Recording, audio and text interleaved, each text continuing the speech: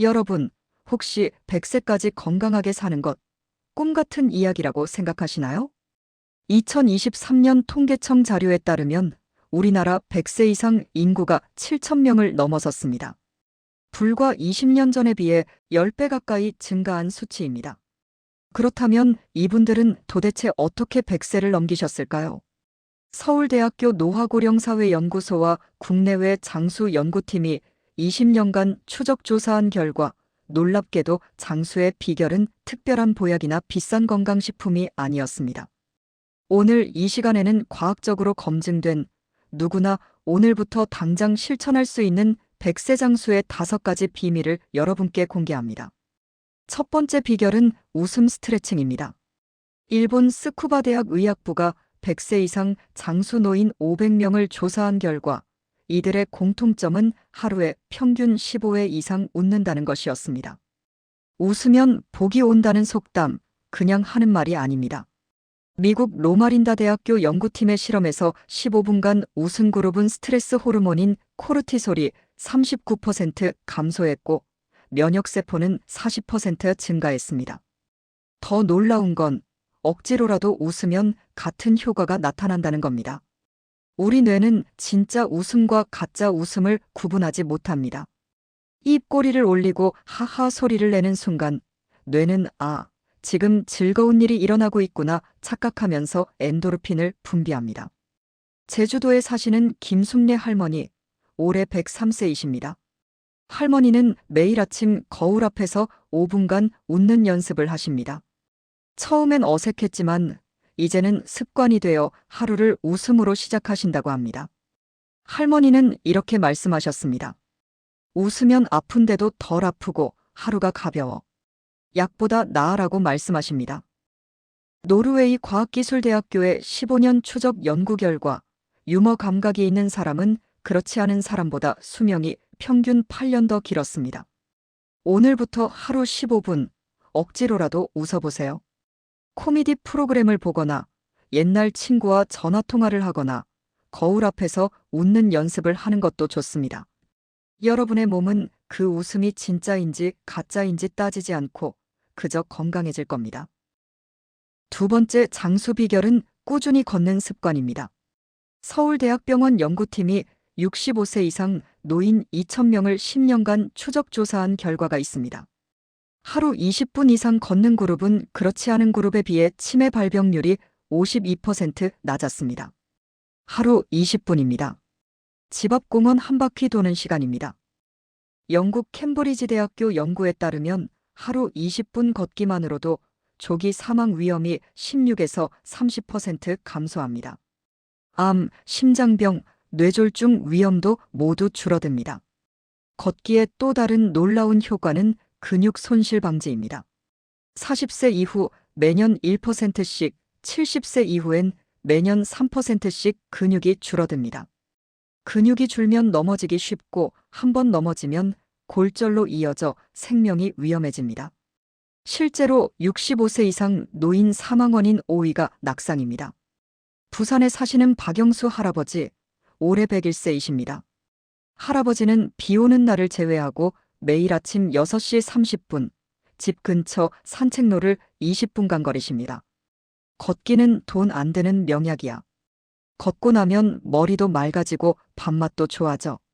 의사 선생님이 내 다리 보고 70대 다리라고 했어. 라고 말씀하셨습니다. 하버드 의대 연구팀은 걷기 명상의 효과도 밝혀냈습니다. 발바닥이 땅에 닿는 감각에 집중하며 걷는 마음챙김 걷기는 불안감을 38% 줄이고 수면의 질을 45% 향상시켰습니다. 중요한 건 속도가 아니라 규칙성입니다. 빨리 걸을 필요 없습니다. 천천히, 편안하게 매일 걸어보세요. 여러분의 발걸음 하나하나가 100세로 가는 계단입니다. 100세 이상 장수하는 분들의 비결 세 번째는 높은 수면의 질입니다. 많은 분들이 오해하시는 게 있습니다. 나이 들면 잠이 줄어드는 게 당연하다는 것입니다. 틀렸습니다. 연세대학교 의과대학 수면의학센터 연구 결과 100세 이상 장수 노인의 92%가 규칙적인 수면 패턴을 유지하고 있었습니다.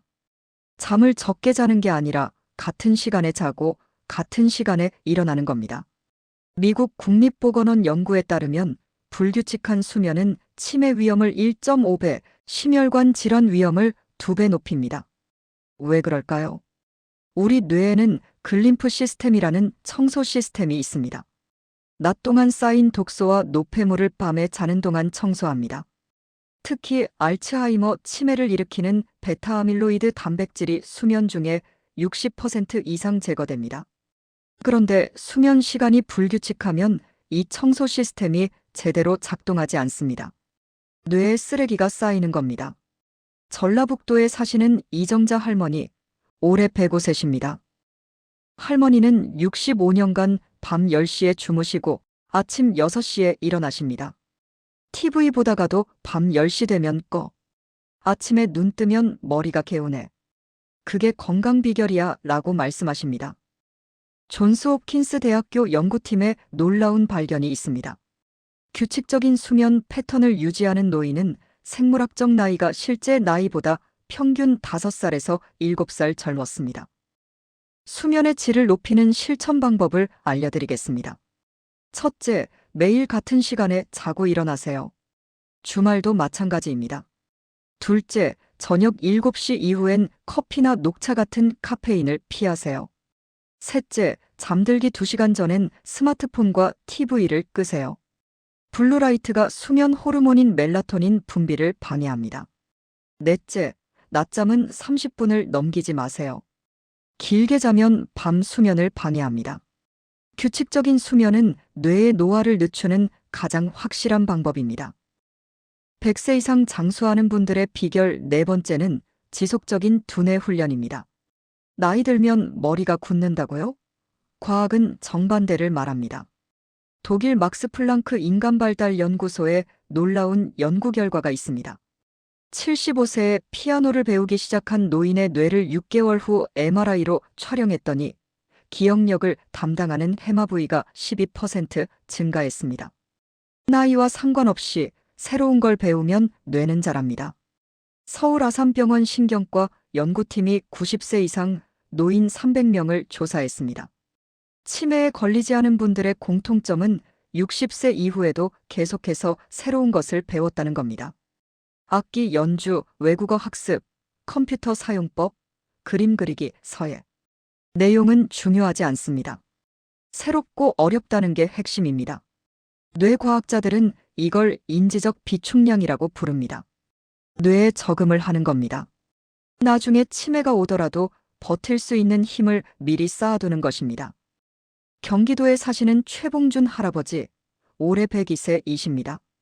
할아버지는 95세에 스마트폰을 배우기 시작하셨습니다.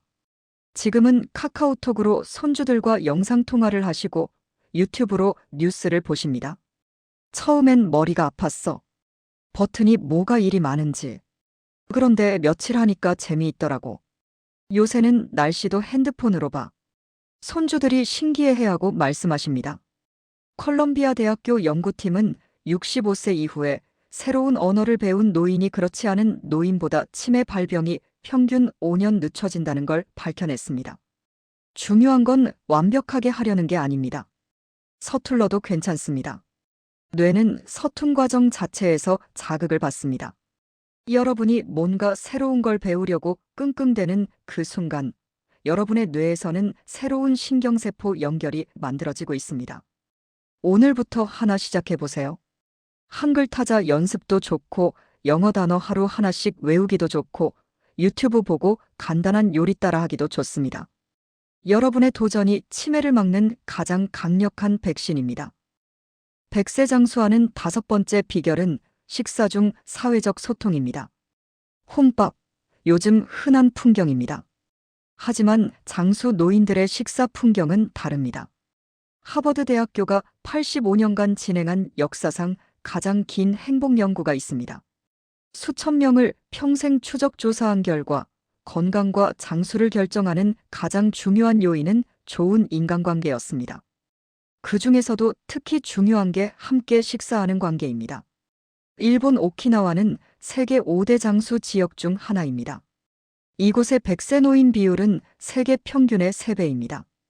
오키나와 장수 연구소가 50년간 조사한 결과 이들의 공통된 습관은 모아이라는 소규모 공동체에서 함께 식사한다는 것이었습니다. 서울대학교 간호대학 연구팀도 비슷한 결과를 발표했습니다. 혼자 식사하는 노인은 함께 식사하는 노인보다 우울증 발병률이 2.3배 높고 영양 불균형 위험이 3배 높았습니다. 왜 그럴까요? 첫째, 대화하며 식사하면 천천히 먹게 됩니다. 소화가 잘 되고 과식을 막습니다. 둘째, 즐거운 대화는 세로토닌과 옥시토신 같은 행복 호르몬을 분비합니다. 이 호르몬들은 면역력을 높이고 염증을 줄입니다. 셋째, 함께 먹으면 식사 준비와 설거지를 함께 합니다. 이것도 중요한 신체 활동입니다. 넷째, 정기적으로 만나는 사람이 있다는 것 자체가 삶의 이유가 됩니다. 강원도에 사시는 김영희 할머니, 올해 104세이십니다. 할머니는 매주 수요일 동네 경로당에서 친구 4분과 함께 점심을 드십니다. 혼자 먹으면 맛이 없어. 같이 먹으면 맛있어. 웃고 떠들고 그러면 시간 가는 줄 몰라. 다음 주 수요일이 기다려져 라고 말씀하십니다. 옥스퍼드 대학교 연구팀의 실험 결과 혼자 먹을 때보다 여럿이 함께 먹을 때 음식의 맛이 주관적으로 34% 더 좋게 느껴졌습니다. 같은 음식도 누구와 먹느냐에 따라 다른 음식이 됩니다. 실천 방법을 알려드리겠습니다. 첫째, 일주일에 한두 번이라도 가족이나 친구와 식사 약속을 정해놓으세요. 둘째, 동네 경로당이나 복지관의 식사 프로그램을 이용하세요. 요즘은 질 좋은 식사를 제공하는 곳이 많습니다. 셋째, 교회, 성당, 절 같은 종교 공동체의 식사 모임도 좋은 기회입니다. 넷째, 이웃 어르신과 돌아가며 집에서 식사하는 것도 방법입니다. 혼자 사신다고 해서 혼자 드실 필요는 없습니다. 식사는 단순히 배를 채우는 행위가 아닙니다. 사람과 사람을 연결하고 외로움을 몰아내고 삶의 의미를 만드는 시간입니다. 지금까지 백세장수의 5가지 비결을 말씀드렸습니다. 웃음 스트레칭, 꾸준한 걷기, 규칙적인 수면, 두뇌 훈련, 함께하는 식사. 특별할 것 하나 없습니다. 오늘부터 당장 시작할 수 있는 것들입니다. 하지만 한 가지 더 중요한 이야기를 하려 합니다. 서울대학병원 가정의학과 박상민 교수님의 20년 연구 결과입니다. 100세 이상 장수 노인들의 또 다른 공통점은 병과의 관계였습니다. 70대, 80대가 되면 누구나 한두 가지 만성 질환을 갖게 됩니다. 고혈압, 당뇨, 관절염. 이건 자연스러운 노화 과정입니다. 그런데 장수하신 분들은 병을 대하는 태도가 달랐습니다. 병을 완전히 없애려고 싸우지 않았습니다. 그 대신 병을 인정하고 병과 함께 살아가는 법을 배웠습니다. 이 나이에 혈압 조금 높은 거야 당연하지. 약 먹고 관리하면 돼. 무릎이 좀 아프지만 천천히 걸으면 괜찮아. 이런 태도를 의학에서는 질병 수용이라고 부릅니다. 국립암센터 연구에 따르면 질병 수용도가 높은 암 환자가 그렇지 않은 환자보다 5년 생존율이 28% 높았습니다. 병과 싸우느라 스트레스 받고 절망하는 것보다 병을 받아들이고 할 수 있는 것에 집중하는 게 더 오래 더 행복하게 사는 길입니다. 그리고 한 가지 더. 대형 병원을 자주 바꿔 다니는 것보다 동네에 믿을 만한 주치의를 정해두는 게 훨씬 좋습니다. 가정의학회 조사 결과 10년 이상 같은 주치의에게 진료받은 노인이 병원을 자주 바꾼 노인보다 입원율은 34% 낮고 삶의 질은 48% 높았습니다. 여러분의 몸 상태를 잘 아는 의사, 여러분의 이름을 기억하는 의사, 여러분의 말에 귀 기울여주는 의사가 있다는 것. 이것이 건강한 노년의 든든한 버팀목입니다. 100세 장수, 운이 아닙니다. 유전자도 20%밖에 영향을 주지 않습니다. 나머지 80%는 여러분의 선택과 습관이 결정합니다. 오늘 하루 15분 웃어보세요. 오늘 20분 걸어보세요. 매일 밤 같은 시간에 주무세요. 오늘 새로운 것 하나 배워보세요. 오늘 누군가와 함께 식사해보세요. 100세는 먼 미래가 아닙니다. 오늘 하루하루가 쌓여 만들어지는 현실입니다. 여러분 모두 건강하고 행복한 100세를 맞이하시길 바랍니다.